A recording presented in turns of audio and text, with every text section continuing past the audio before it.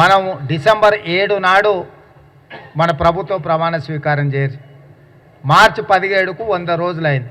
సరిగ్గా 100 రోజులు మనము సంపూర్ణంగా పరిపాలన మీదనే, సంక్షేమం మీద, రాష్ట్ర అభివృద్ధి మీద, ప్రభుత్వ ఉద్యోగులకు ఎప్పుడు జీతాలు వస్తుండేనో తెలియదు.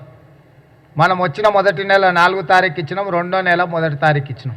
ఇలా ప్రభుత్వ ఉద్యోగులందరికీ 1 తారీఖు నాడు జీతాలు, పెన్షన్లు ఇచ్చే పరిస్థితి రాష్ట్రంలో మనం తీసుకొచ్చినాం. 10 సంవత్సరాల నుంచి లేని, 10 సంవత్సరాలు ప్రభుత్వం మీద ఉద్యోగస్తులు విశ్వాసం కోల్పోయారు.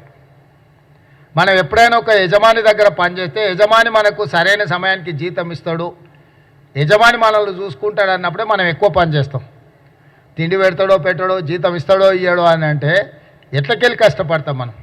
అందుకే ప్రభుత్వ ఉద్యోగస్తులందరికీ 1వ తారీఖు నాడు జీతం, 1వ తారీఖు నాడు పెన్షన్ ఇచ్చే విధానాన్ని మనం తీసుకొచ్చి అందరికీ ఒక విశ్వాసాన్ని కల్పించాం. అదేవిధంగా ఎవరు ఏ సమస్య మీద వచ్చినా సచివాలయంలోకి సరాసరి వచ్చి మంత్రులను కలిసి చెప్పుకునే అవకాశం కల్పించినాం. ముఖ్యమంత్రిగా నేను ముఖ్యమంత్రి కార్యాలయంలో ప్రతిరోజు కలుస్తున్నా. ఇప్పుడు ఎన్నికల కోడ్ ఉండి మనం అక్కడికి పోకపోయినా ఇంటి దగ్గర వచ్చిన వాళ్ళందరినీ రోజు ఎవరు వచ్చినా వాళ్ళందరినీ కూడా కలిసి వాళ్ళు చెప్పే వాటిని విని వాళ్ళ సమస్యల పరిష్కారం కోసం మనం ప్రయత్నం చేస్తున్నాము.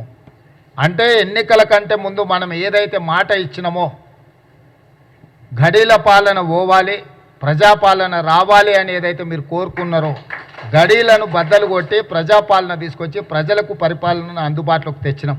ఇవాళ ప్రజలు స్వేచ్ఛగా తమ ప్రభుత్వం దగ్గరికి ఎప్పుడైనా నేను చెప్పేది, నేను నమ్మేది ఒకటే, మనం ఎన్నుకున్న ప్రభుత్వాన్ని చూసి మనం భయపడాల్సిన అవసరం లేదు. మనం సంతోషంగా పోయి చెప్పుకునేటట్టు ఉండాలి మన నాయకుడి దగ్గర.